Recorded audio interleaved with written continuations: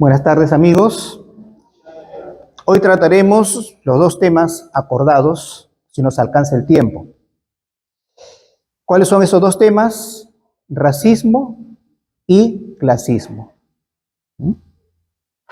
Lo haremos de la siguiente manera.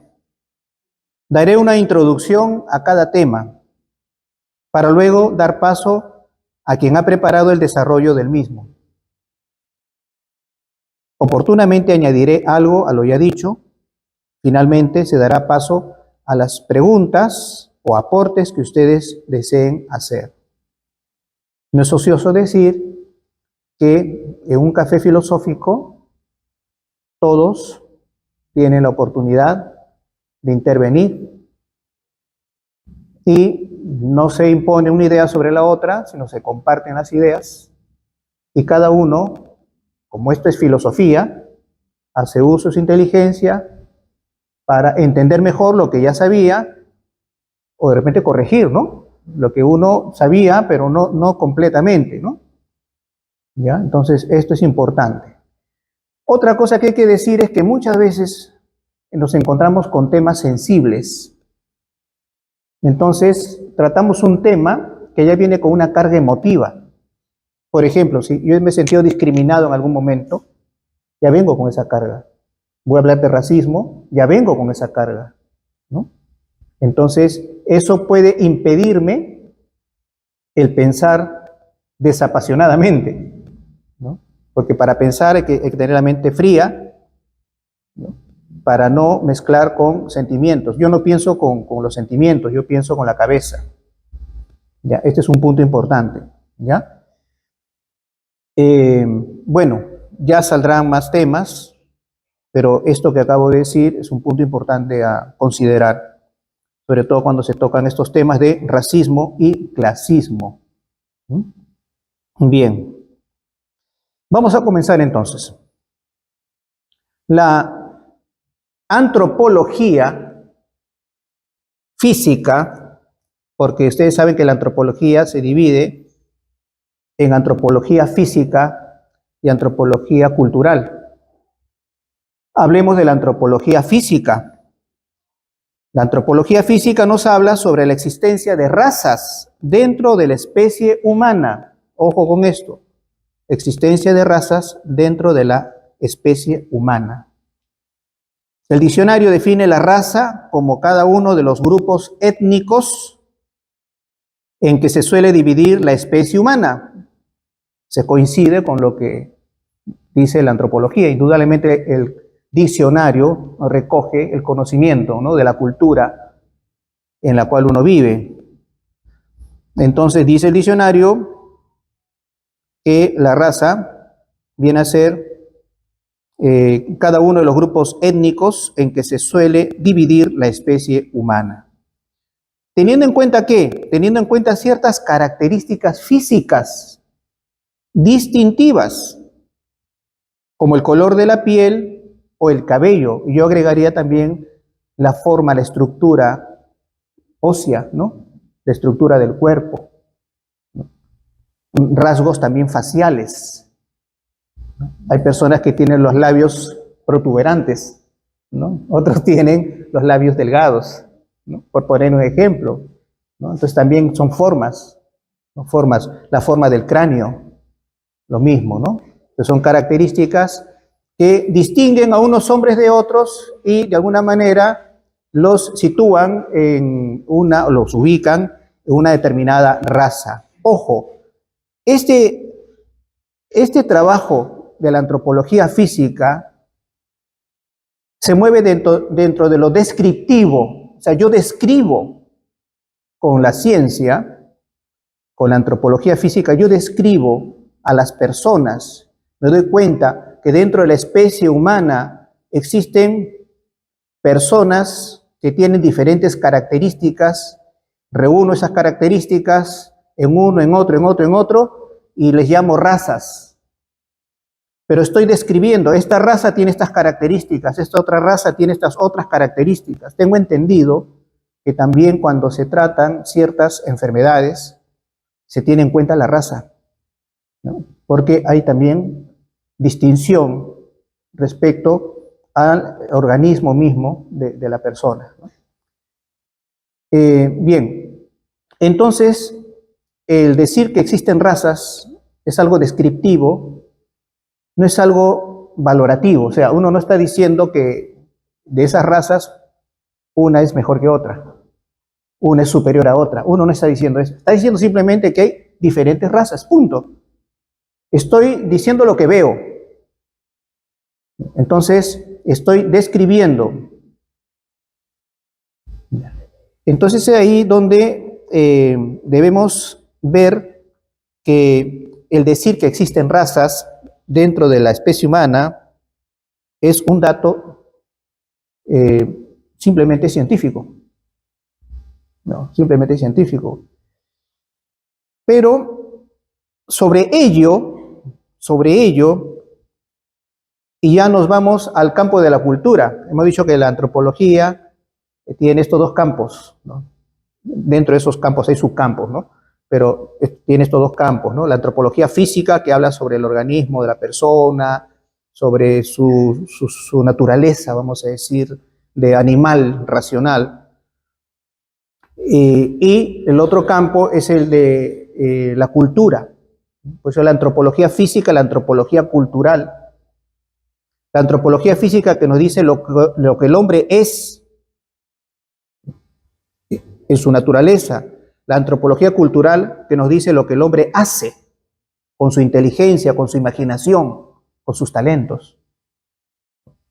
Entonces, cuando estamos en el campo de la antropología física, hacemos una descripción de la especie humana y clasificamos dentro de ella diferentes razas. Cuando pasamos a la antropología cultural, ya nos damos cuenta que allí entran otros elementos que tienen que ver con la percepción que el hombre tiene de los suyos, de los que son distintos, etcétera, etcétera, y es allí donde podemos encontrar un tema que después la sociología lo aborda, que es el tema del racismo. El tema del racismo que tiene vinculación con el tema de la otredad y el tema de la identidad. Porque yo puedo decir, yo me caracterizo por esto, tengo una misma historia, provengo de una mezcla de razas, en el caso nuestro, ¿no? Somos mestizos, he nacido en un mismo territorio donde han nacido mis padres, mis abuelos, etcétera, etcétera, ¿no? Entonces, tengo una serie de elementos que me dan identidad. Y esa identidad a la vez me hacen ver que el otro no es como yo. Por ejemplo, ¿no? Por decir, viene de visita un europeo o viene de visita un africano de aquí de los claretianos, ¿no? Y no es como yo, pues tiene otra historia, ¿no? Tiene otra historia, tiene otras vivencias, tiene incluso otra raza, ¿no? Esa es la otredad. Simplemente distingo quién soy yo y quién es el otro. Hasta ahí también podríamos decir que hay un aspecto simplemente, vamos a decir, natural, de darme cuenta psicológicamente de que yo no soy el otro no soy yo, para comenzar, y que puedo descubrir características en mí, características en el otro, que me hacen ver que somos distintos. Hasta ahí no hay nada malo. Pero luego viene la parte cultural, en cuanto que la persona tiene esa capacidad, lo hemos dicho en uno de estos cafés, de dar valor a las personas, dar valor a las cosas, ¿no? Asignar valor. Entonces ahí donde en la comparación uno puede decir que una raza es superior a la otra. Entonces lo que se convirtió simplemente en un dato científico, se convierte ahora en un problema social, ¿no? Es un problema social. ¿Por qué? Porque ese considerar una raza superior a la otra trae discriminación. Y ese es el problema que ha surgido, sobre todo en estos países nuestros, latinoamericanos, y que creo yo no logramos superar del todo, ¿no? Siempre aflora, ¿no? Y ese es el tema de este café filosófico, ¿no? Que me parece un tema interesantísimo. Bien, entonces estamos hablando de lo que son las razas, y he dicho algo acerca de lo que vendría a ser el racismo.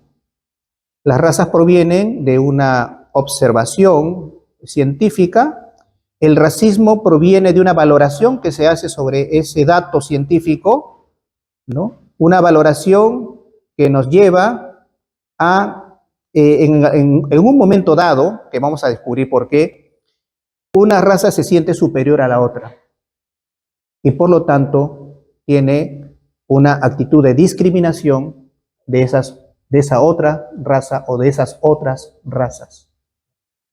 Con esto vamos a ver, no estoy diciendo de que la raza blanca discrimina a las demás, sí, pero también la raza, vamos a decir, que no es blanca, la raza de nuestros antiguos antepasados de aquí, de esta zona, la raza cobriza, vamos a decir, en algún momento hemos escuchado también expresiones de que dicen ser superiores a la blanca que vino con los españoles, ¿no? También, o sea, el racismo viene de un lado hacia otro, y de ese otro lado hacia otro. Entonces, no es exclusivo el racismo de quienes son de raza blanca. Pero lo que vamos a ver acá es el tema del racismo. Ahora, en el Perú sí, de alguna manera, se vive esa idea. El racismo proviene de la raza blanca respecto a las otras razas. Lo vamos a ver ahora con lo que van a exponer justamente quienes me están ayudando en este café filosófico. ¿Ya? Bien, entonces, luego de esta introducción, vamos a dar paso a quien me va a ayudar en el tema del racismo, pero quiero también decir algo más que me parece interesante conocer. Hay una palabra que se utiliza en dos sentidos. Voy a hablar de un primer sentido y después voy a exponer un segundo sentido de esa palabra, que es la palabra racialismo. Racialismo. Que lo van a encontrar donde busquen, con dos sentidos distintos. Yo voy a hablar ahora de uno de esos sentidos. El racismo, como sabemos, discrimina a las razas que considera inferiores a la propia. Es el racismo. Pero el racialismo consiste en el orgullo que uno siente de pertenecer a esa raza a la cual uno pertenece. Tenemos un ejemplo, Nicomé de Santa Cruz, de raza negra, peruano, nació en La Victoria, y que fue un cultor de justamente la cultura negra, fue un decimista, fue un poeta, y él decía, yo no soy un poeta negro, yo soy un negro poeta. Él resaltaba su raza, orgulloso de ser negro, y que accidentalmente era poeta, ¿no? Pero lo que más valía en él era su raza, lo que él era, soy un negro poeta. Con Cassius Clay pasó una cosa similar. Lo entrevista un gringo, Cassius Clay negro, época en que estaban discutiendo el tema del racismo en Estados Unidos, que hasta ahora existe, ¿no? Y estaba de moda en ese momento ese querer acabar el racismo a través del mestizaje, ¿no? ¿Por qué un gringo no se puede casar con una negra, ¿no? O un negro con una gringa? Mejor dicho, una persona de raza negra con una persona de raza blanca, o una de raza blanca con una de raza negra. ¿Por qué no? ¿No? Entonces, estaba esa discusión en el ambiente, y este gringo le entrevista a Cassius Clay, y le dice, ¿tú qué opinas acerca del mestizaje? ¿Tú estás de acuerdo con ello? De que deben casarse, acabar con estas discriminaciones y casarse blanco con negra, negro con blanca. No, dijo él. Yo no estoy de acuerdo con eso. Porque yo quiero, por ejemplo, que mis hijos se parezcan a mí.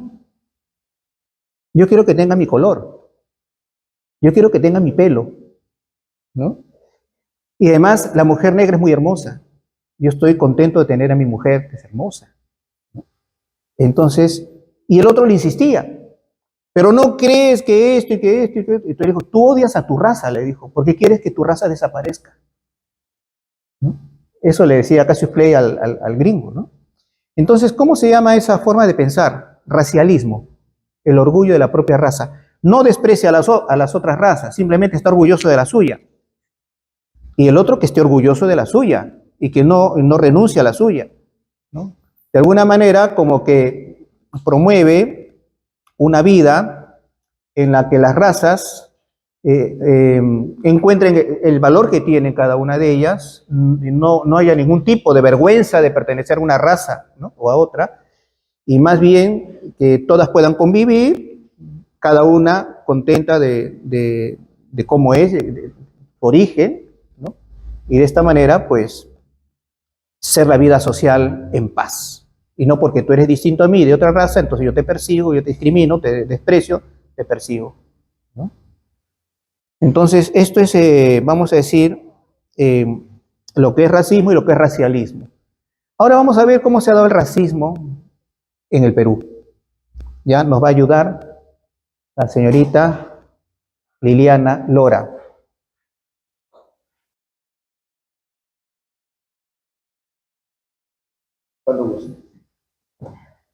Bueno, buenas tardes a todos.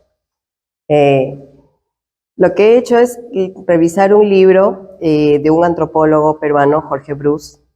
El libro se llama Nos habíamos choleado tanto, psicoanálisis y racismo.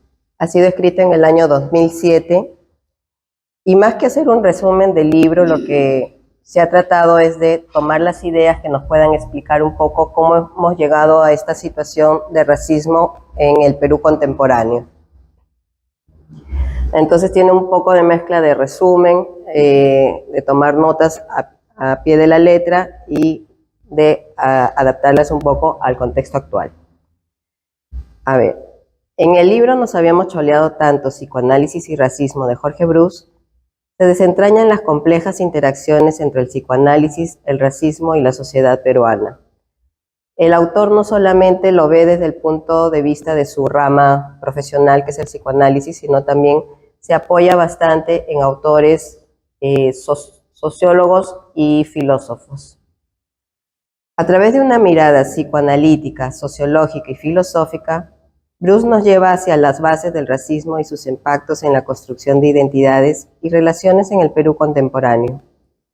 Desde un punto de vista sociológico, Brus destaca cómo las dinámicas históricas y culturales han influenciado la construcción de la identidad racial en Perú. La herencia colonial y las complejas relaciones interétnicas han dado forma a una sociedad donde las jerarquías raciales persisten. A través de su análisis, Brus nos llama a cuestionar cómo esas estructuras han moldeado las percepciones de sí mismo y de los demás en el contexto peruano. Señala, citando a diferentes autores, que el racismo y la discriminación funcionan en una lógica de dominación. Por ello son ante todo productos ideológicos, ¿no? Un poco como lo que ha explicado el padre con la antropología, ¿no? No es un tema científico, no lo podemos explicar desde el punto científico, sino desde el punto de las ideas. La psicología también interviene mucho en estos conceptos. Repasando la historia de nuestra nación, descubre que el racismo tiene un origen arcaico, que se encuentran en la fundación de nuestra sociedad y recorre sus transformaciones sucesivas, siendo así, en palabras de su obra, que parece existir una continuidad histórica entre las causas de la desigualdad hace 2 siglos y las de hoy en día. Ya lo sabemos, en la época de los incas, en la época colonial, ya había discriminación, había esta diferencia de razas que obviamente la percibimos hasta el día de hoy. Para poder entender de qué tipo de ideología hablamos al referirnos a las diferencias raciales de manera despectiva, el autor recurre al diccionario Racismo, Antisemitismo y Psicoanálisis de Alain de Mijola para explicar el término. Como señala en el libro, es un diccionario que está escrito en francés, pero él se toma la libertad de poder traducirlo al español. Y me parece interesante poder leer la definición que hace este autor sobre el racismo. Dice que proviene de la palabra raza, que es tipo, especie, y es una palabra del siglo XV. El término racismo nació en el siglo XIX del desarrollo de la antropología y de las ciencias de lo viviente, en particular de la genética. Un acercamiento de pretensión científica, naturalista, zoologizante, ha llevado a clasificar y jerarquizar grupos humanos en función de su historia común y de sus características morfológicas, culturales o psicológicas, supuestamente hereditarias. La desviación ideológica de la palabra raza ha desembocado así en medidas discriminatorias, segregaciones, explotaciones, expulsiones y en el siglo XX a la organización industrializada de crímenes en masa y campos de exterminio.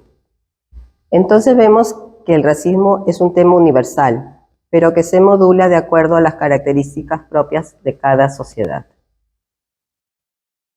La animadversión por el prójimo, que no es igual a mí, o este fenómeno de discriminación entre hombres y subhombres, conduce sí o sí a sentimientos de odio, rechazo, fantasmas de peligrosidad y de posesión en sí, proyectados sobre el extranjero inquietante, de donde se desprende la ideología de la purificación de la raza.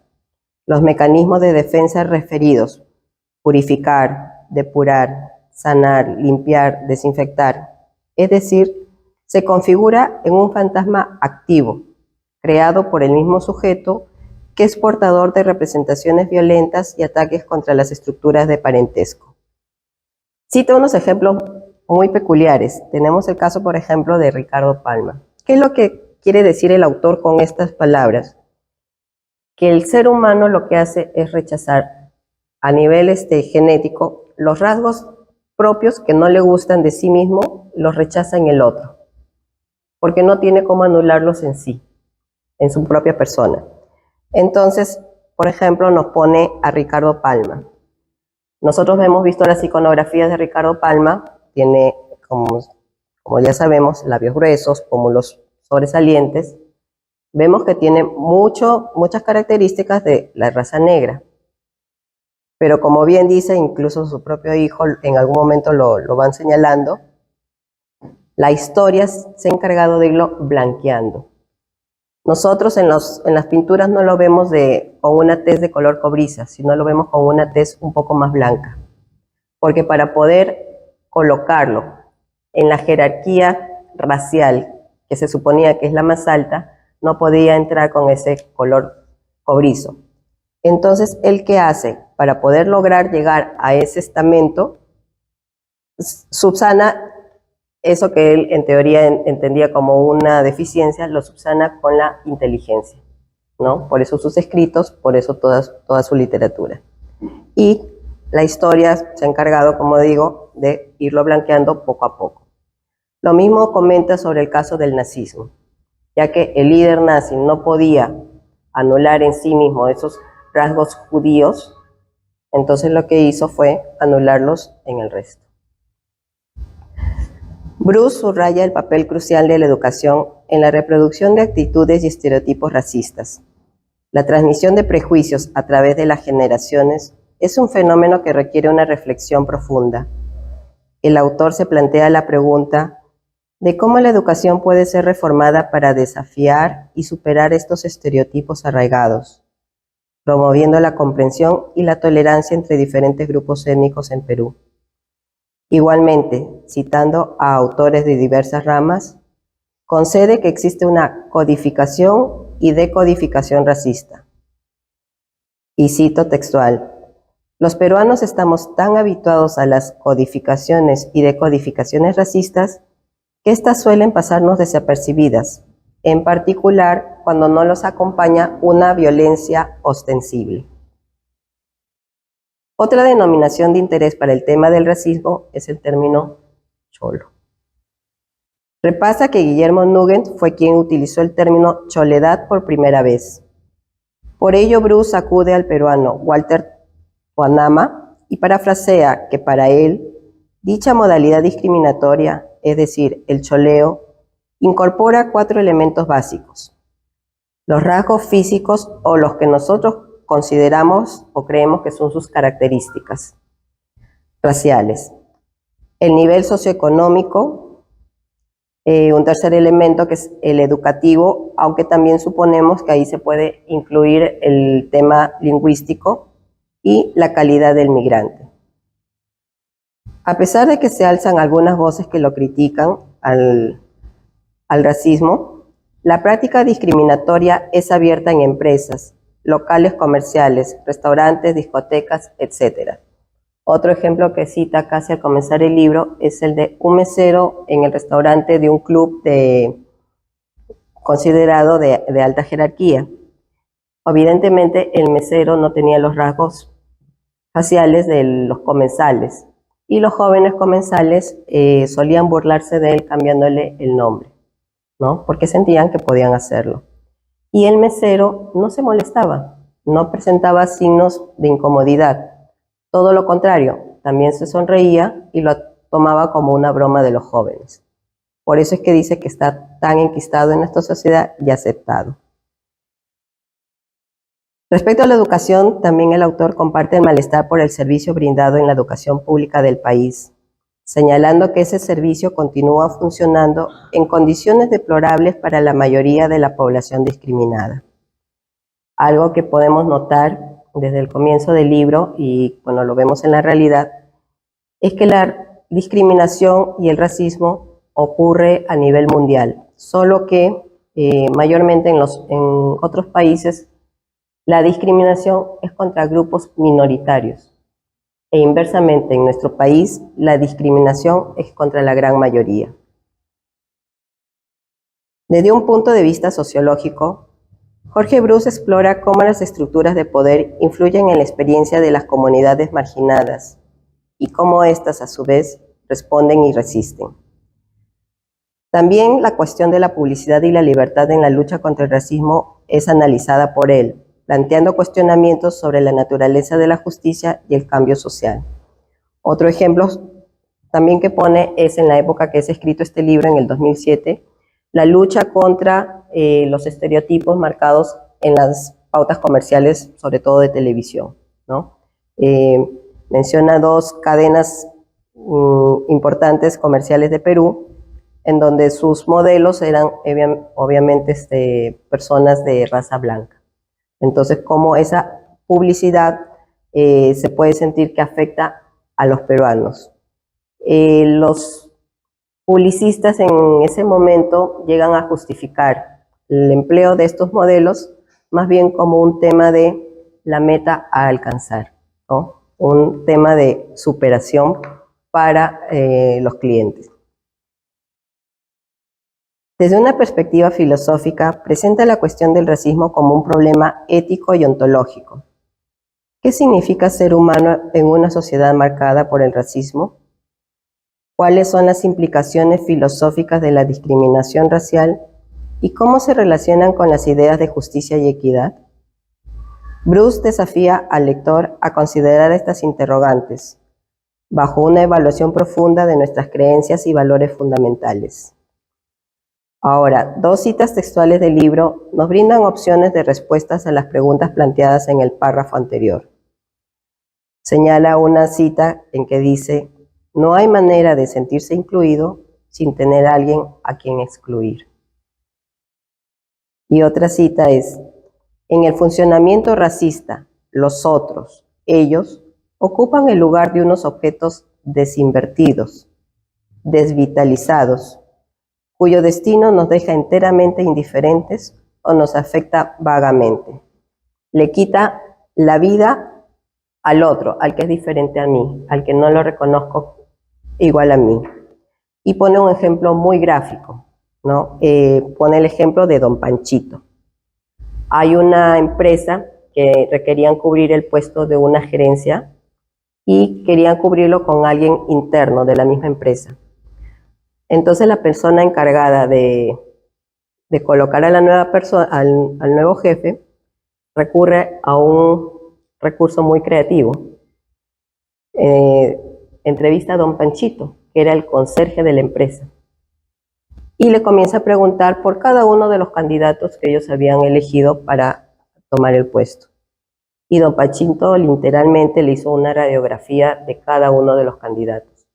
Cómo se comporta, qué piensa, cómo habla, quién es, cómo se relaciona con los demás, muestra respeto o no muestra respeto por la empresa. ¿Por qué pudo don Panchito brindar toda esta información? Porque él era el otro para ellos. Era el diferente, el que no contaba. Para ellos no existía y sentían toda libertad de hablar como si estuviera la pared frente a ellos. Adicional, el autor resalta la costumbre que denomina simpatía racista, que es el usar términos que el interlocutor puede escudar como cariñosos, cholito, chinito, negrita, pero que no se ha consultado si el interpelado le otorga la condición de diálogo cariñoso o de intento de desvalorización del sujeto. Hay personas que suelen usar esos términos, pero en la realidad no sabemos si es que quien lo recibe lo está sintiendo con agrado o, aunque se lo hayan dicho con agrado, igual le ofende, ¿no? En la obra también denuncia un silencio de los psicoanalistas con respecto al tema. No le otorga la etiqueta de silencio consensuado, pero sí resalta el callar sobre diversos actos discriminatorios en muchos ámbitos de la sociedad, tal vez bajo la excusa de una neutralidad de la profesión. Lo cita cuando pone el ejemplo de la publicidad, lo cita también cuando habla sobre la educación y lo cita en diferentes temas que le extraña a él, por decirlo menos, que ningún psicoanalista lo haya puesto en el tapete o lo haya mencionado en las entrevistas públicas. Y no solamente a nivel Perú, también a nivel mundial. Como repito, él no quiere llamarlo un consenso, no quiere decir que es algo que está ocurriendo bajo un consenso, pero quiere dejarle el título de llamativo. Asimismo, descubre en su práctica profesional, que son consultas personales, que por lo general los casos manifestados de discriminación siempre son de otros, nunca son casos personales, ¿no?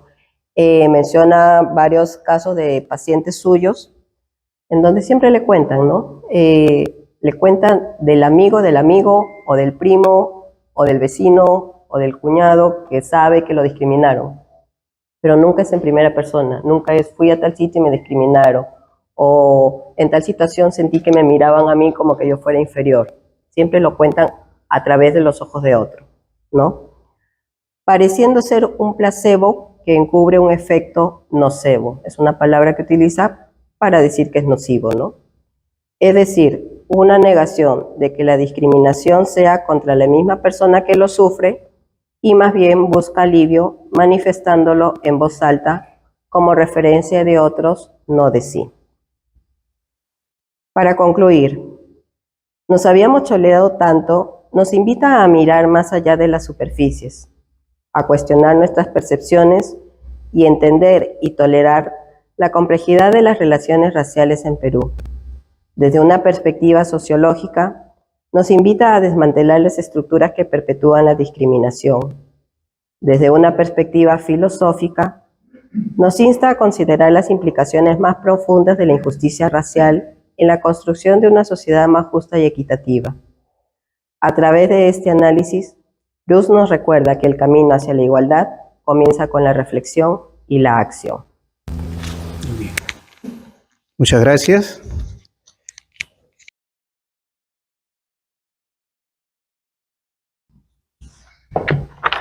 Para hablar sobre alienación, habría que tener un concepto de qué es alienación. Se dice que es un proceso mediante el cual un individuo se convierte en alguien ajeno a sí mismo y que ha perdido el control sobre sí. También se considera como un proceso de transformación de conciencia que se puede dar tanto en una persona como una colectividad, dando como resultado que las personas se comportan de manera contraria a aquello que se esperaba de ellas por su condición o su naturaleza. También se le considera como un sinónimo de enajenación, que vendría a ser el estar fuera de sí o perder el control de sí mismo. La alienación viene del latín alienation o alienations, no sé pronunciar bien, y es la acción y efecto de alienar. Desde el punto de vista de la filosofía, Hegel designa la alienación como un extrañamiento o distanciamiento del sujeto en relación consigo mismo. Ludwig usa el concepto para explicar el fenómeno religioso en el cual el ser humano renuncia a su propia naturaleza en favor de la de un ser en el cual reconoce a Dios. Karl Marx la relaciona el concepto con su teoría de la explotación del proletariado por parte del capitalismo, donde el trabajador no es considerado como una persona en sí, sino en función de su valor económico, como mano de obra para la multiplicación del capital. Es decir, el trabajador no representa, sino determina cantidad de dinero. Y desde el punto de vista de la psicología, es un estado mental que se caracteriza por la pérdida del sentimiento de la propia identidad. La alienación supone la pérdida de la autoconciencia, de la capacidad del individuo para reconocerse a sí mismo en el mundo. Si la mayoría de nosotros ha leído la lectura de alienación, en resumen, se trata de una persona que para querer ser integrada a otros o ser aceptada, empieza a transformarse en alguien que no es. De un morenito querer aparentar ser un blanquito. Entonces, si lo analizamos en el contexto actual, ¿cuántas veces hemos visto o nos ha pasado que tratamos de adoptar posturas para ser aceptados por otras personas en nuestros trabajos, por un grupo de amigos? Esto le pasa mucho a los adolescentes.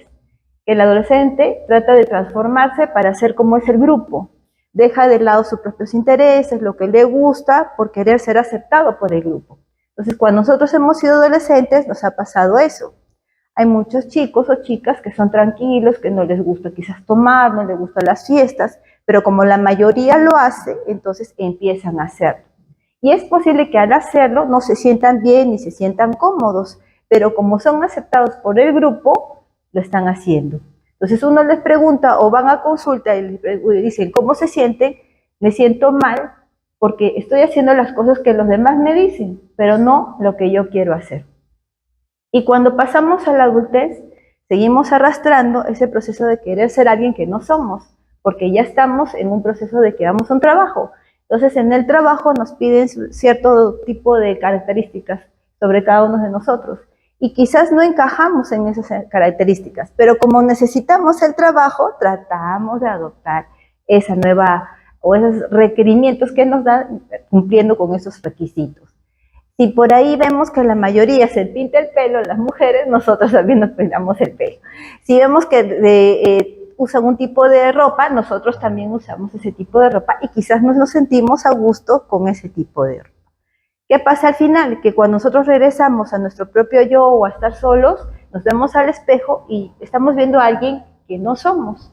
Entonces puede venir un proceso de depresión y ansiedad porque no estamos siendo un poco como siguiendo la línea de nuestra propia identidad. Y por eso es que como en psicología nosotros decimos la persona pierde su sentido por querer encajar con la mayoría. Entonces la pregunta sería, ¿a cuántos de nosotros nos está pasando esto que le pasó al joven de la lectura? ¿No? El pobre hizo tantas cosas para entrar en un grupo y al final no consiguió nada. No vivió, dejó de ser él por darle gusto al resto o por querer supuestamente estar en un grupo o ser aceptado por el grupo. Entonces, esa sería la pregunta. ¿Cuántos de nosotros hemos dejado de hacer cosas o dejamos de hacer cosas actualmente por querer ser aceptados por el resto? Bueno, sí, hay una cosa interesante que hay que ver en el cuento de Julio Ramón Ribeiro, Alienación, que todo comienza cuando él, que se llamaba Roberto, el protagonista Roberto, se ve discriminado por su color, por su raza.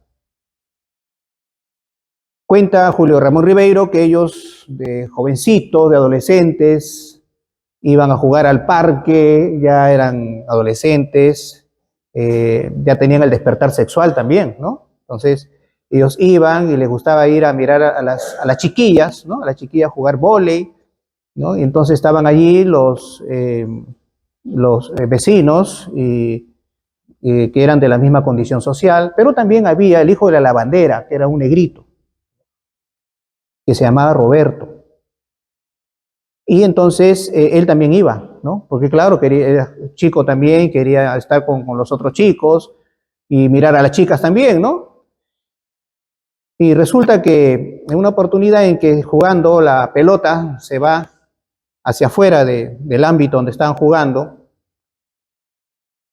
cuenta Julio Ramón Ribeiro que el negrito pues va corriendo, coge la pelota y se le entrega a la chica que era el objeto de las miradas de los chicos, porque era la más bonita, ¿no?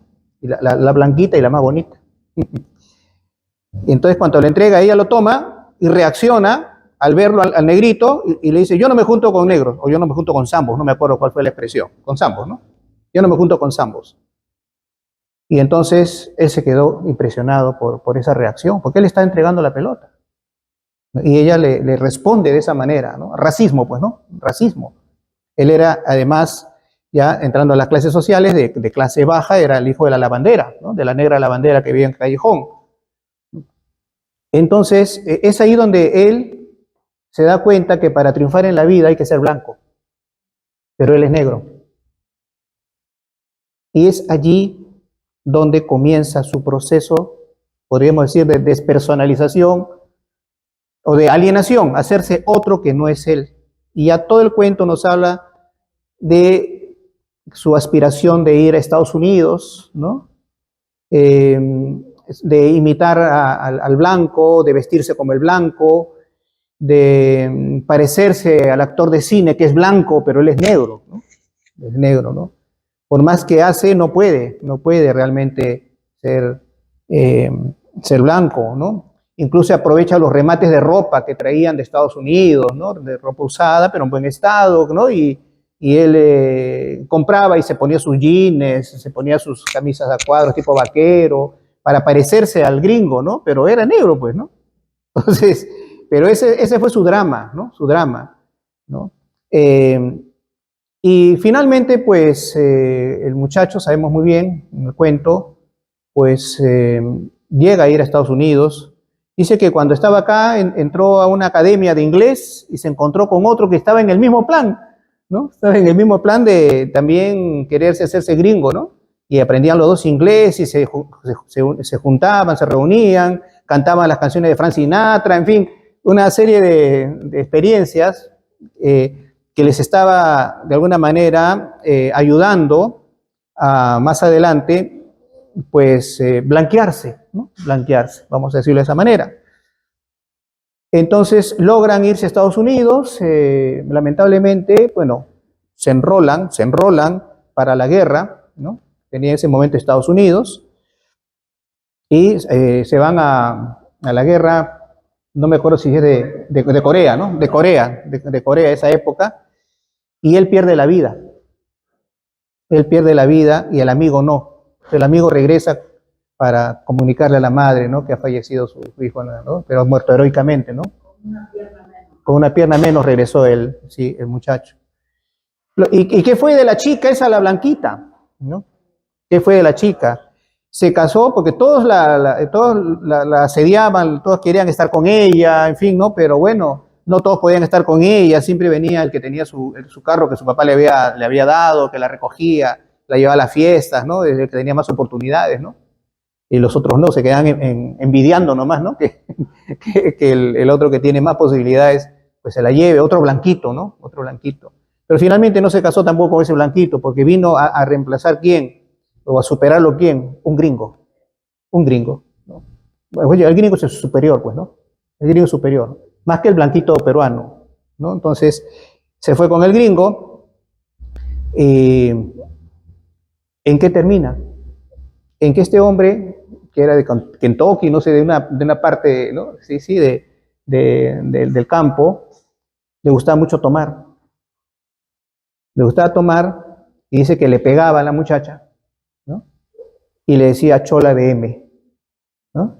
A la blanquita, a la que acá es blanca y está en un nivel, ¿no? Elevado, porque es blanca, pues, ¿no?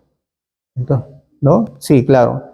Y entonces todo este es el tema del cuento de Julio Ramón Ribeiro llamado Alienación, donde muestra cómo en la sociedad peruana existen estas, vamos a decir, estas percepciones de las personas y de cómo estas personas pueden alcanzar el éxito y a quienes les es, vamos a decir, alcanzable el éxito y a quienes les es vedado el éxito en razón de su raza y de su condición social, pero principalmente de la raza.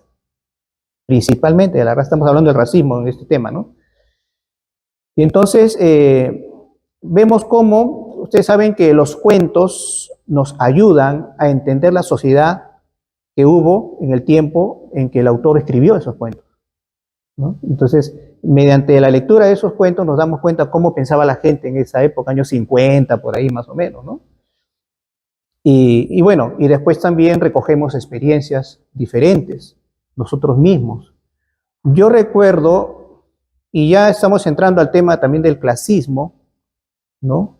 El clasismo, que justamente, pues, no es otra cosa que el entender que las personas pertenecen a diferentes clases sociales en virtud de sus ingresos, ¿no?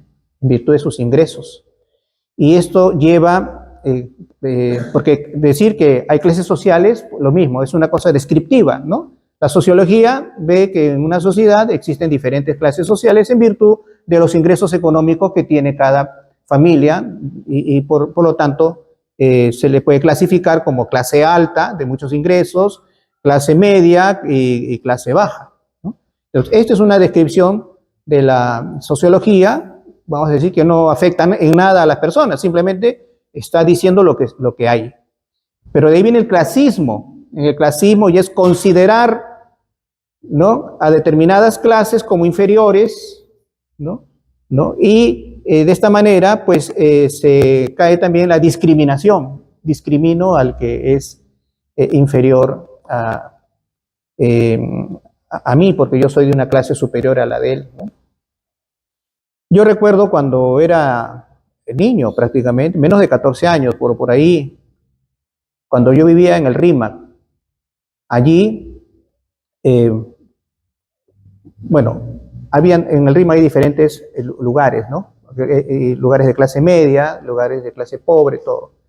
Por el lugar del que yo me movía, que era de clase media, había gente de las familias que contrataban servidumbre. Antes se hablaba así, se hablaba de tener sirvienta, ¿no? Ahora empleada del hogar se dice, ¿no? Pero no, antes se hablaba de la servidumbre, ¿no? De tener sirvienta.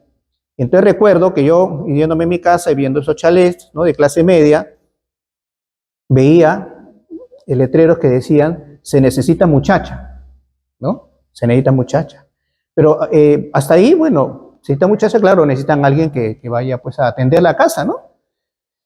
Pero en una oportunidad vi que decía, se necesita muchacha sin colegio. Entonces yo me puse a pensar, ¿y por qué sin colegio? ¿No? Entonces, bueno, para que esté todo el día y no esté distraída con el colegio y pues se pueda contar con ella. Pero después, pasando el tiempo, me pongo a pensar, y no entendían aquellas personas que la chica, que generalmente venía de la sierra, del campo, ¿no?, era hija de campesinos,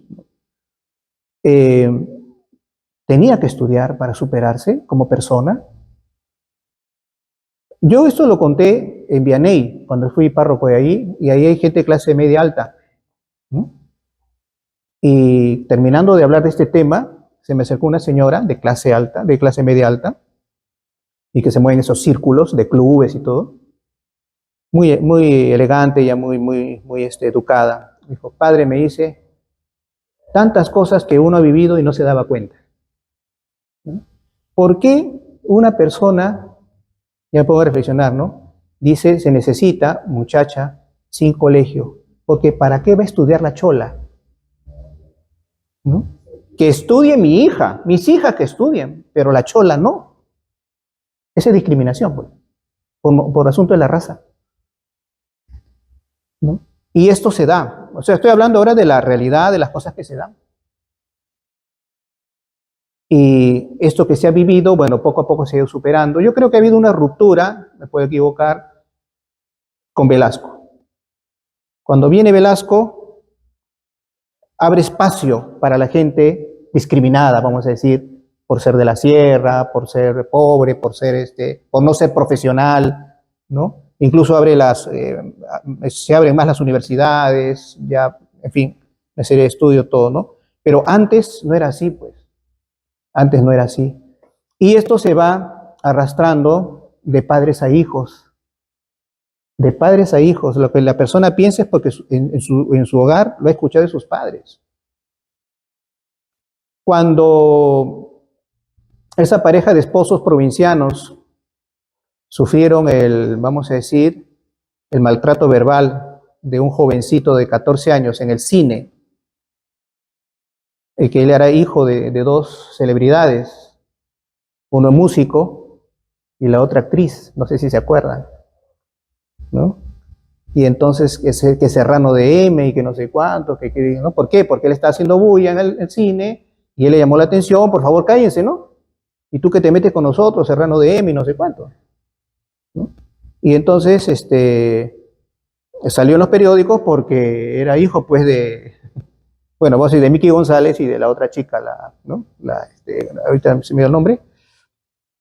Y curiosamente, pues aparece Beto Ortiz en televisión y dice una cosa, ¿no? ¿Por qué ese jovencito actúa de esa manera? Porque tú, su madre, a ti te ha escuchado hablar así, ¿no? Eso, el muchachito lo ha aprendido de ti, ¿no? Entonces, bueno, disculpen por tomar nombres, ¿no? Pero son cosas que han pasado en nuestra sociedad y es bueno recordarlas porque fueron públicas y darnos cuenta de que los prejuicios raciales y sociales los aprendemos de la misma familia, de los mismos padres.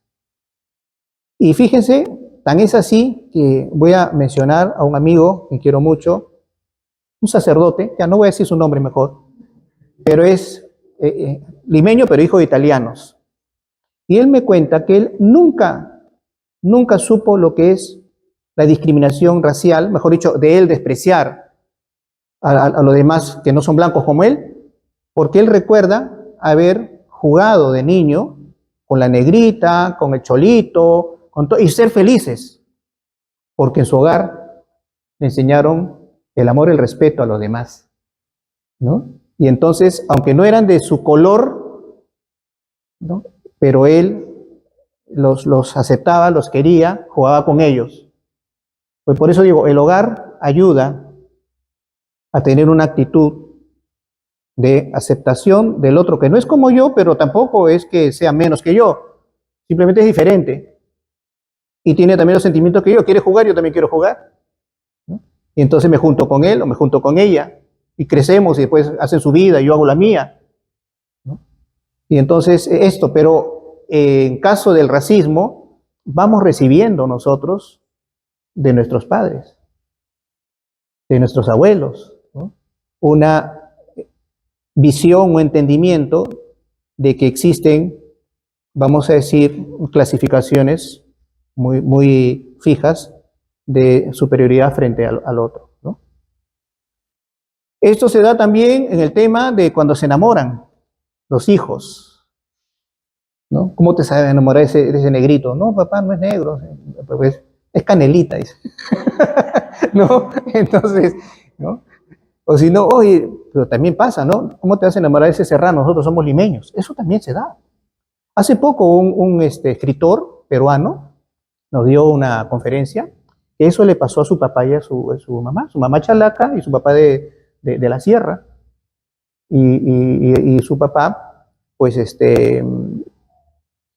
vino de la sierra porque no quería seguir siendo campesino, como su padre le decía, no, tú tienes que ser campesino como yo y esto, ¿no? Y él no, yo quiero, y su abuela le ayudó a venirse a Lima, ¿no? Le dio esta oveja que no es de la familia, es mía, te la doy, véndela y con esa plata te vas a Lima. Y se vino a Lima, y en Lima estudió, y trabajó, y se casó con la chalaca, ¿no? Pero a la chalaca pues le habían dicho que comience a casar con ese serrano, ¿no? Entonces, esa concepción, ¿no? Esa concepción, finalmente, pues fueron felices, ¿no? Fueron felices, lo tuvieron a él y él ahora es un doctor en letras y todo, ¿no? Vamos a decir, ¿no? Todo eso. Bien, es una historia muy bonita. Pero a lo que voy es a lo siguiente, ¿no? Que existe el racismo, incluso en el Perú. Y les cuento de algo que me contaron, de que en la puerta de un callejón estaban discutiendo dos negritas. Y se discutían y se insultaban y no tenían cuándo terminar, hasta que una de ellas le dice a la otra: tu mamá es más negra que la mía. Y se acabó la conversación, ya la ganó, pues la venció. La venció, ya la otra, pues no. Tu mamá es más negra que la mía. Ya perdí, porque no. Entonces, como el racismo, inclusive dentro de la misma raza, se da dentro de la misma raza, ¿no? Entonces, bueno, este es un café filosófico, estamos haciendo uso de una visión sociológica también, ¿no? Pero debemos también de ver en aspecto religioso, ¿no? ¿Qué cosa nos diría la religión católica o judeocristiana? ¿Por qué se dan estas cosas, no? Y una de las respuestas, que la propongo simplemente como una información, es el pecado original. Por el pecado original estamos inclinados al mal. Y el racismo es un mal social, un problema social, es un mal social, ¿no? Es decir, ¿está en la naturaleza del hombre? Es posible que sí, pero está pues como defecto, porque no hemos nacido totalmente inclinados al bien, sino tenemos la inclinación al mal, a hacer diferencias, a hacer clasificaciones, a discriminar, ¿no? Entonces, eso es lo que el cristianismo nos ayuda a superar. Y por eso que dice, ya no se hable de judío, de griego, de esto, ¿no? Todos somos uno en Cristo. ¿Sí? Y curiosamente conocí un instituto secular. ¿Qué es un instituto secular? Es vamos a decir, una institución religiosa de vida consagrada, pero viviendo en el mundo, es tipo religiosos monjitas que le llamamos, pero no, es de laicos y laicas, ¿no? Dependiendo del instituto. Y este instituto se llama Lumen Dei, o sea, la luz de Dios, Lumen Dei. Tienen un restaurante a media cuadra de San Pedro de Lima y tiene la característica que en las casas donde se encuentran estas personas laicas consagradas, siempre se reúnen personas de todos los continentes. ¿Ya? Entonces uno va allá, por ejemplo, encuentra la negra africana, la peruana, encuentra la asiática, ¿no? Encuentra de todas las razas, y cada una está vestida con su ropa típica. Entonces uno va y ve a la africana con su pañuelo acá, su vestido de colores, hasta abajo, ¿no? Y cada uno como es, ¿no? Entonces tratan de hacer ver el Pentecostés, ¿no? El Espíritu Santo desciende sobre todos, ¿no? Y los une en el amor a Cristo y tienen Ahora, cuando, por ejemplo, hubo la oportunidad de que honraran a la Virgen con un canto, ahí se nota la identidad de cada uno, ¿no? Por ejemplo, la asiática, una canción muy profunda, muy elevada, ¿no? Con las manos juntas, una voz así que iba elevándose, ¿no? Y a uno le da mucha tranquilidad, mucha paz. Y después le tocaba a la africana, ¿no? Y estaba con los tambores, bum, bum, bum, bum, bum, ¿no? Porque esa es su manera, ¿no? Entonces, sí, es su cultura. Y todo era hermoso, porque cada una, en su diferencia, estaba unida por el amor a Cristo, el amor a la Virgen, y de esta manera, pues, había paz, y había aceptación, y no había discriminación, y no había abuso, no había nada de eso, ¿no? Es interesante, ¿no? Seguimos con Bryce Echenique. ¿Ya? Vamos a tomarnos un cafecito, ¿no? Ya. Un cafecito, por favor. Sí. Agua Viva. El restaurante es Agua Viva. Sí, pero el instituto es Lumen Dei. Sí. Agua Viva. A ver, aquí hay un micro, ¿ah? Aquí hay un micro. A ver. No hable mal del padre Enrique nomás. Ya. No, Ah, ya, de ya. ninguna manera. No, yo quería comentar que justo en la semana pasada mi hijo fue a Barranco con un grupo de amigos, fue a Barranco con un grupo de amigos de la universidad Ya. y algunos, bueno, algunos de ellos eran claros y otros eran, bueno, así como todos, ¿no? Y fueron a Barranco y fueron a un club, o sea, querían entrar a una discoteca. Resulta que de una forma algo extraña, les dijeron, sí, ¿qué pasa este escáner acá? Y a ver, para que entren, pues, ¿no? Y 2 y 3 veces intentaron y ellos, no pasó nada. En cambio, entró otro grupito que eran vestidos de otra manera, porque ellos estaban vestidos con jean, pues, ¿no? Con ropa normal. Y vinieron otros chicos, los pituquitos, ¿no? Y entraron automáticamente, Sin escáner. sin escáner. Entonces yo le dije, Javier, los han discriminado. Pero mamá me dijo, en el grupo había 3 chicos que eran más claros todavía que nosotros. A ellos sí los estaban dejando entrar. Sin embargo, ellos no dijeron, no gracias, ahí nomás. Justamente porque nosotros éramos sus amigos y no nos dejaban entrar. Yo le digo, pero eso es discriminación. ¿Por qué ustedes no lo han publicado? No han dicho porque está prohibida la discriminación, ¿no? Claro. Me dijo, no, y nomás porque nosotros nos sentimos de que, además, al final de cuentas, de repente es muy caro y no vamos a poder pagar. Y nos fuimos a otro sitio, a Miraflores, y entramos normal. O sea, en todo lugar, de alguna forma, hay discriminación. O sea, Sí, desgraciadamente. en ese caso, la discriminación no es por color de la piel, es por la parte social, mejor dicho. Ellos eran blanquitos, pero no eran pitucos, ¿no? Claro, eran blanquitos, pero no eran pitucos. Entonces la discriminación está por eso, por la clase social, por el clasismo, no por la raza, sino por el clasismo. Es el otro tema que vamos a tratar aquí. Pero como que también tiene, o sea, tiene relación. Tiene relación.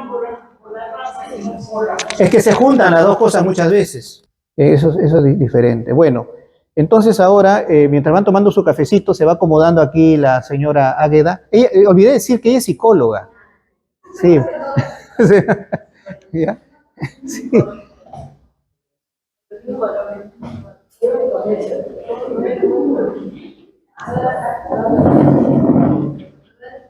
Ay, sí, gracias.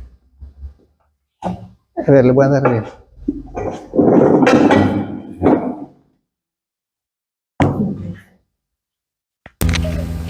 Se lo coloqué.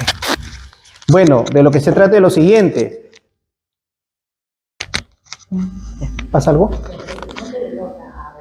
¿A quién? Ah, usted no. No, más acá, más acá. ¿Ahí? Un poquito más. Sí, es un poquito más, porque yo en realidad voy a... Pero no tanto, pues, ¿ya? Bueno. No la discrimina. No, estoy discriminando.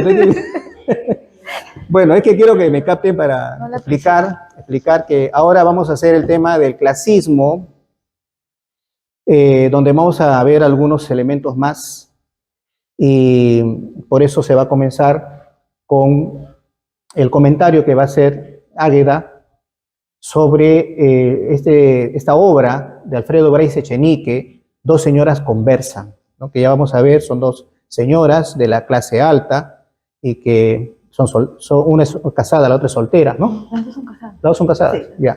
Y conversan, pero ellas viven solas, ¿no? Viven solas, ¿no? Ahora iba a explicar mejor. Y hay elementos interesantes para ver el tema del clasismo, también del racismo, porque van juntas. Aquí en Perú las cosas van juntas, ¿no? En ese sentido. Ya, así que la dejamos a la señora Águeda para que nos explique un poquito. ¿Ya? Como dijo el padre, la obra es Dos señoras conversan, de Alfredo Bryce Echenique, que fue escrita en 1990. Esta obra nos habla de 2 hermanitas, doña Estela y doña Carmela. Carmela es la mayor, son de la clase alta, las 2 señoras, ya sus hijos viven en el extranjero, ellas están solas, supuestamente están a cargo, tienen sus sirvientes que las cuidan, están ahí. Pero todas estas señoras, bien pericas ellas, todas las tardes tomaban su traguito, que no me acuerdo el nombre, pero digamos que todas las tardes se tomaban su calientito, se tomaban antes de ir a dormir. Entonces, cada vez que tomaban su calientito, empezaban a conversar de la vida que vivieron, cómo era la Lima de antes, ¿no? La Lima de antes, donde habían esos lugares exclusivos, donde ellas nomás se codeaban con lo mejorcito, porque el papá también era de la clase alta.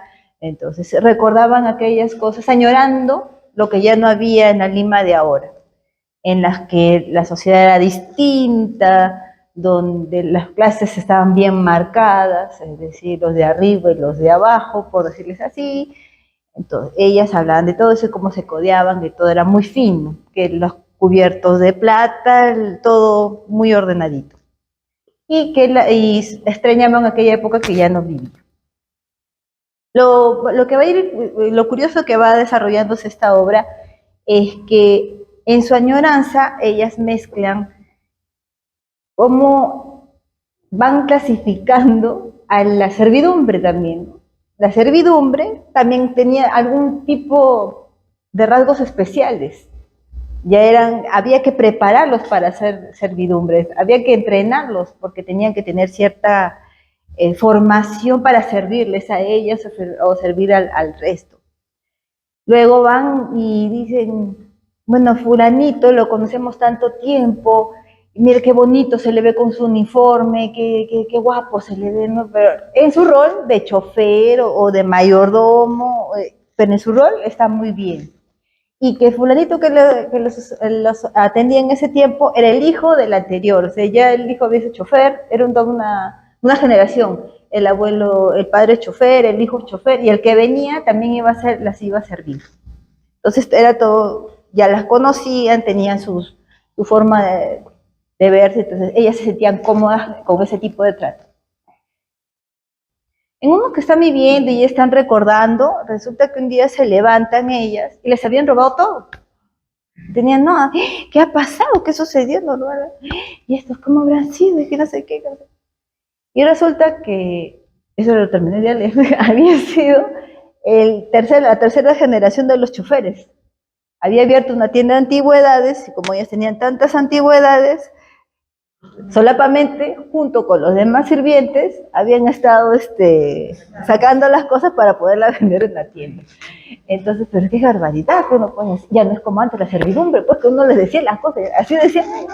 Pero de todas maneras, como le tenían cariño a los anteriores choferes, le dijeron, porque para esto vuelve a aparecer Susana, le dicen, hay que sacarlos pues de la cárcel. Y efectivamente la sacan de la cárcel al chico, le da la amnistía, y el padre del chico se queda con ellas trabajando. Y le dicen a Susana, necesitamos nueva servidumbre, pero me las tienes que traer de Cajamarca. Porque ahí desde Cajamarca son blanquitas, son más moncitas, y se les puede entrenar mejor. Entonces, ya les vamos a traer. Y les traen, y habían estado estas dos señoras entrenando a las nuevas servidumbres. Estaban cansadas, pero las estaban entrenando para que después estas las atendieran bien a ellas. Entonces, es lo chistosito de esta obra, ¿no? Pero se ve bien marcada la clase social, en que ellas extrañan a la Lima de antes y supuestamente dan a entender que es algo que no hay. Pero si me traslado al punto de vista real y si lo veo desde el punto de vista psicológico, a pesar de que esta obra es de 1990, nosotros seguimos marcados por las clases. ¿De cuántos de nosotros vemos en la televisión o nos preguntan a qué clase social perteneces? Y el que menos dice a la media. Como si estuviéramos entrenados de que no podemos ser de la alta o no somos de la baja, ¿no? O cuando hay una encuesta, ¿qué estatus es usted? ¿De la alta, de la baja? ¿Cuánto es su ingreso? Y según su ingreso a uno lo van, ¿dónde estás bien? Catalogan dónde encajas. Entonces, es algo que nosotros seguimos arrastrando hasta la actualidad. Y nosotros mismos nos seguimos marginando en ese sentido. Casuarinas, los de Casuarinas viven, los de Casuarinas tienen plata, los de Casuarinas. ¿Cómo voy a vivir en Casuarinas? No tengo, parece el ritmo de vida. Si nos vamos al supermercado, nos vamos a Plaza Vea, nos vamos a Candy, pero no vamos a Wong, porque en Wong van los que tienen plata y es más caro. Ahí no vamos a encontrar oferta, porque en Wong y esos supermercados no hay oferta porque suponen que ahí van los de la clase alta. Y los de la clase alta no van por la oferta, sino los de la clase media a la clase baja. Ustedes van a un Ripley del Cono Norte y van a ver que hay rebajas, la tienda, la ropa. En cambio, si van al Ripley de San Isidro, es todo una infraestructura distinta, todo muy fino, muy elegante. Y eso creo que es un talón de Aquiles de nosotros mismos. O sea, nosotros mismos estamos perpetuando las diferencias sociales. Entonces, nosotros nos quejamos, decimos, ¿por qué? Porque las reforzamos. Entonces creo que podría también, como la anterior pregunta que les hacía, cómo nosotros podemos ir cortando esa realidad que se vuelve un talón de Aquiles para nuestra generación y las generaciones que vienen. Nosotros somos un repetir. El padre decía, ¿no? Nosotros aprendemos conductas o situaciones de nuestros padres y cuántas veces venimos repitiendo lo mismo, como una cadena repetitiva, cíclica, nos quejamos, pero volvemos a lo mismo. Y sin querer también reforzamos el hecho, ¿no? Los de arriba. Había una novela que se llamaba Los de arriba y los de abajo. Entonces, ahí se veía la clase y cuántos de nosotros seguimos metidos en ese círculo vicioso. Muchas gracias. Bien, hay un tema interesante también aquí en esta obra, que es el ver lo que son los estratos sociales. Porque ahora hablamos de clases sociales, es verdad, pero estrato social es algo que tiene una diferencia con clase social. En el estrato social no hay movilidad social. ¿Qué cosa es la movilidad social? De que si yo pertenezco a un nivel social marcado por la economía, una economía dada, cuando hay clases sociales yo puedo pasar de una clase a otra, porque yo puedo ser pobre, esforzarme. De hecho, nuestros padres han vivido así, han sido pobres. Bueno, al menos mi papá ha sido pobre, y él se ha esforzado y ha tenido lo suyo, y nos ha dado educación a los hijos, en fin. Entonces se puede pasar de una clase social a otra con el esfuerzo, pero en el estrato social no. Existe la inmovilidad social. En las clases sociales hay movilidad, me muevo de abajo para arriba. Entonces me vuelvo de pobre a clase media, y podría ser de clase media a clase alta también, ¿no? Hoy en día, sobre todo con los emprendedores, se ve eso. Estamos hablando de clases sociales, pero en estratos sociales es distinto. Cada uno nace donde debe estar. Entonces, si tú naciste, como el caso que le dije, ¿no? Yo soy campesino, tú debes ser campesino como yo, este es tu lugar, ¿no? Y el otro no quería, pues, sino quería moverse socialmente hacia otro lugar, ¿no? En el estrato social no. Tú naciste en este estrato y ahí te debes quedar. En el caso de dos señoras conversan, el chofer, como bien lo había dicho Águeda, que tenían en ese momento sirviéndoles, era hijo del chofer de su papacito, porque así le decían, ¿no? Nuestro papacito, mi papacito. Entonces, su papacito tenía un chofer, un negro, chofer. Su hijo era el actual chofer de ellas, de las hermanas. El papá ya había muerto, el papá de ellas había muerto, y el papá de este chofer actual también había muerto. Por eso heredó el puesto, vamos a decir. Y ellas, cuando se enteran de que el hijo del chofer actual no quiere ser chofer, quiere estudiar, y dice, ¿pero por qué? ¿Para qué? ¿Por qué no sigue siendo chofer como lo fue su abuelo, fue su padre, y ahora él? Como que se nace en un estrato y de ahí no tienes que moverte, ¿no? Entonces, ¿qué aspiraciones tiene que no corresponden con lo que él es? Y él está definido lo que es por el estrato social al cual pertenece, ¿no? Ahora, hay esa mentalidad También existe esa mentalidad que lo estudia la sociología. Ahora, ciertamente aquí se discute el tema de, sobre todo de clase social, pero a veces confundiendo con estrato social, y no son esas dos cosas iguales, son distintas. Porque el estrato social, de alguna manera, da cierta categoría a la persona por la educación. El estrato social, no la clase social. Porque de repente el que está arriba socialmente, el que tiene mucha plata es un prepotente, un malcriado, ¿no? Es una persona violenta, pero no, en el estrato social el que está arriba es una persona que se esfuerza, es una persona cultivada, educada, de buen trato, ¿no? Bien, esto simplemente por poner un ejemplo, pero debemos de ver algunos casos, ¿no? Vamos a decir, de la vida que nos ha tocado vivir. Y yo recuerdo en este momento a Claudia Dahmer, que en paz descanse, ¿no? Ya falleció ella, Claudia Dahmer. Claudia Dahmer fue entrevistada en una oportunidad con motivo de que si a Susana Villarán le iban a vetar o no para ser alcaldesa. La entrevista a Beto Ortiz y en medio de la conversación, Beto Ortiz hace esta apreciación de que hay personas que,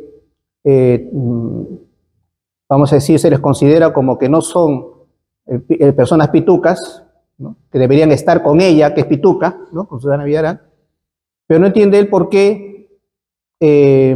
no se les considera a ellos como pitucos si tienen, él dijo, un huevo de plata, ¿no? O sea, mucha plata, ¿no?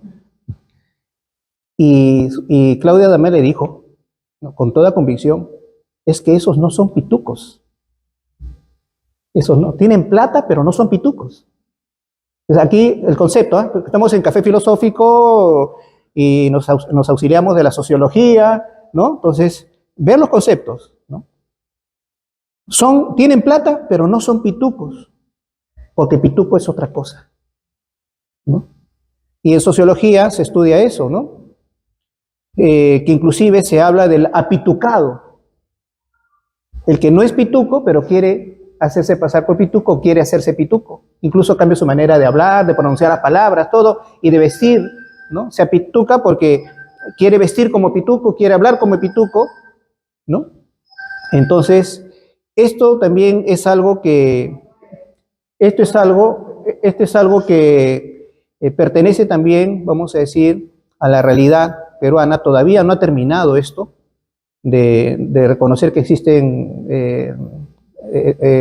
estos grupos que son ya no clases sociales, ¿no? Sino estratos sociales, ¿no? Y yo recuerdo cuando visité una persona, una anciana que estaba sola, ¿no? Una anciana que estaba sola. Sí. Recuerdo que hace mucho tiempo, yo recién empecé el sacerdocio, hace más de 30 años, visité a una anciana en Chaclacayo.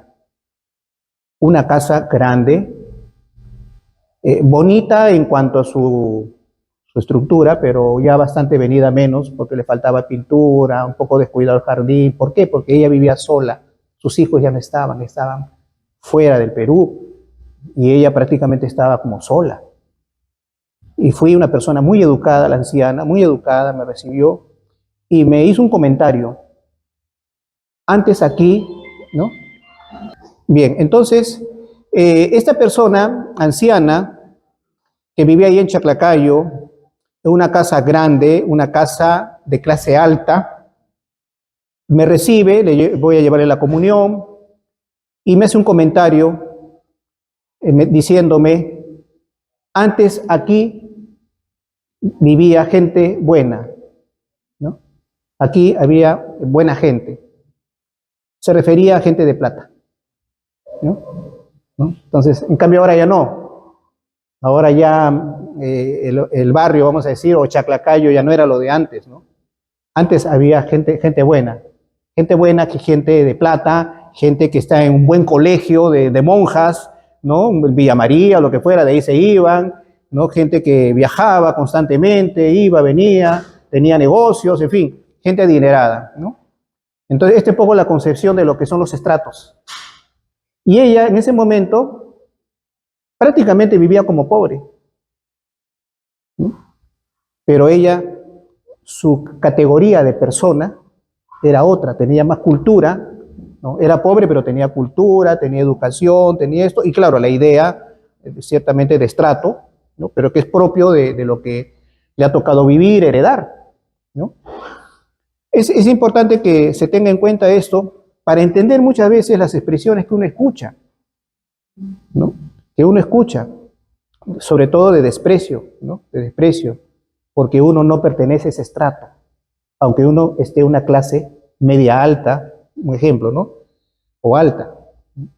Pero la persona que tiene concepción de estrato social siempre despreciará al que no es de ese estrato, aunque tenga plata o más plata que él o ella. Otra cosa es que también debemos entender que uno no tiene por qué negar su identidad. Claudia Dahmer contaba que se encontró en Chile, me parece, con un grupo de personas pensantes o al menos personas intelectuales del lugar, de izquierda, ¿no? Marxistas, y le dijeron así a boca de jarro: tú eres una burguesa. Y ella dijo: perdón, yo soy una aristócrata. ¿Ya? Y ella dijo que sí, ella no es burguesa, ella es aristócrata. Y empezó a explicar por qué nació esta familia, estudió con las monjas de Villa María, esto, lo otro. Sin embargo, ella trabajaba con los pobres, trabaja mucho con los pobres, ha vivido en la sierra, en Caraza, ha vivido muchos años también en la sierra. Y ella, cuando se suscitó este problema de su expresión de que esos que tienen plata no son pitucos, en su intento de defenderse, porque la entrevistaron en otros programas, etcétera, dijo: no, bueno, sí, soy pituca, pues, ¿no? Pero yo soy pituchola. Yo soy pituchola, ¿por qué? Porque yo me entrego a mi pueblo de cholos, ¿no? Yo estoy con ellos. Mi corazón está con ellos, pero no voy a negar lo que soy. No voy a negar que soy pituca, pero me gusta estar con el pueblo, ¿no? Es interesante también el pensamiento es interesante porque uno no niega su identidad, que es una identidad que la ha adquirido por herencia, por la vida que le ha permitido sus padres vivir, sus ámbitos, sus ambientes, sus estudios, las puertas que se le han abierto, en fin, no va a negar su identidad. No es vergonzoso ser aristócrata, no es vergonzoso. Simplemente dice de una condición muy ventajosa para elevar el espíritu y para progresar, nada más, ¿no? Pero existe ciertamente esa mentalidad de dividir a las personas, ¿no? Repito, de manera descriptiva: yo soy de esta condición social, ¿no? Clase alta, el otro es de la clase media, que es otra condición social, y el otro de la clase pobre, ¿no? Y si bien es cierto, puede haber movilidad social actualmente cuando hablamos de clases, pero cuando se habla de estamentos, de estratos, perdón, cuando se habla de estratos, entonces ahí hay que afinar un poco, ¿no? Afinar un poco para no confundir, porque el confundir significa también equivocar ciertas características de las personas que se encuentran en un nivel o en otro, ¿no? También eso, ¿no? No sé si hay alguna pregunta antes de terminar. Sí. Lamentablemente existe lo que es el complejo, ¿no? Entonces yo de repente nací en el mismo barrio del otro, pero tengo más plata, entonces lo desprecio. Pero sí es igual a mí, en la misma condición, es el mismo colegio, hemos jugado pelota, todo, ¿no? Pero tengo más plata, pues, ¿no? Soy superior a él por el dinero, ¿no? Entonces existen esos complejos también. O sea, es bien compleja la realidad social, ¿no? Sí. Bien, miren, hay algo también, la hora nos está ganando, todavía tenemos 20 minutos, pero no sé si lo tocamos ahora, porque sería un tercer tema a tratar o subtema, de lo que es el racialismo, que ya les hablé del racialismo en un sentido, pero hay otro sentido, el racialismo científico, que reconoce, entre comillas, ¿no? Reconoce, entre comillas, que existen razas superiores unas a otras y que fundamentan científicamente, entre comillas, esa afirmación. Y dicen, por esto, compara a ver las sociedades, compara las razas, ¿no? Compara las razas y date cuenta que sí, hay razas que son superiores, pero ese es otro tema ya, ¿no? Entrar a ese tema si realmente existen razas superiores o no, y en todo caso, ¿en qué radica la superioridad? ¿Ya? Porque también sobre este tema se habla de raza como el pueblo, ¿no? que contiene, pues, reúne a esas personas que se caracterizan racialmente de esa manera, ¿no? Entonces, entender la superioridad de la raza como pueblo y atribuir inclusive el subdesarrollo a la inferioridad de la raza también. O sea, hay varias cosas interesantes para tratar sobre ese tema. No sé si lo quieren tratar ahora o lo hacemos para el próximo. Sí. Sí, porque hay objeciones a esa postura. Por ejemplo, ¿no? Dicen, pero si hablamos de grandes civilizaciones, las grandes civilizaciones empezaron en Asia, ¿no? En Asia, ¿no? Entonces, también hay una contra, decir, no fue la blanca, ¿no? Y también, no recuerdo quién fue el especialista que haciendo vamos a hacer una investigación y una comparación de las razas, dijo que la raza superior es la amarilla y le seguía la blanca. Y entonces se opusieron a esto mucha gente, no de raza blanca, se opusieron de otras razas. ¿Por qué? Porque quiere decir que si primero es la amarilla y después es la blanca, ¿cuál viene después? La negra. Entonces veían como una discriminación en esa postura, ¿no? Esa postura, ¿ya? Entonces, sí, ahorita. Sí. No, sí, un ratito.